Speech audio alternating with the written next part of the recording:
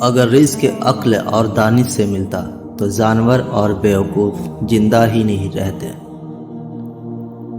ہر چیز کا ایک بیج ہوتا ہے اور دشمنی کا بیج مذاق ہوتا ہے۔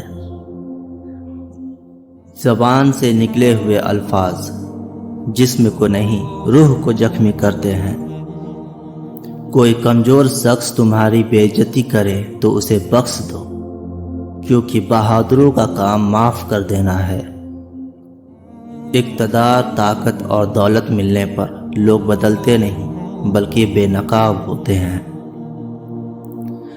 کسی کے منہ پہ اس کی بے عزتی کرنا قتل کرنے کے برابر ہے۔ انسان مکان بدلتا ہے، رشتے بدلتا ہے، دوست بدلتا ہے، لیکن پھر بھی دکھی رہتا ہے کیونکہ وہ اپنا رویہ نہیں بدلتا۔ تم جو گالی غصے یا مذاق میں دیتے ہو وہ تمہاری قبر کے لیے ایک بچھو بن جاتا ہے۔ حق بات کی پہلی نشانی ہے کہ اس کی ہمیشہ مخالفت ہوتی ہے۔ جس کی کوئی مخالفت نہیں وہ حق بات نہیں۔ پریشان مت ہوا کرو، ٹھوکر انہیں ہی لگتی ہے جنہیں اللہ تعالیٰ تھامنا چاہتا ہے۔ اگر تم اپنے تکبر کو توڑنا چاہتے ہو تو کسی غریب اور مخلص کو سلام کیا کرو۔ ہزاروں لوگوں میں اس شخص کو عزیز رکھو جو تمہاری غیر موجودگی میں بھی تمہاری عزت پہ کوئی داغ برداشت نہ کر سکے۔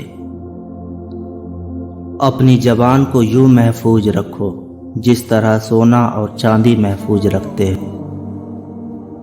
جو ذرا سی بات پر دوست نہ رہے سمجھ لینا وہ کبھی دوست تھا ہی نہیں۔ جو ظلم کے ذریعے عزت چاہتا ہے اللہ اسے انصاف کے ذریعے ذلیل کرتا ہے۔ بے شک مشکل کے ساتھ آسانی ہے، مشکل وقت پر صبر کرنا، بہتر وقت پر شکر کرنا مومن کی پہچان ہے۔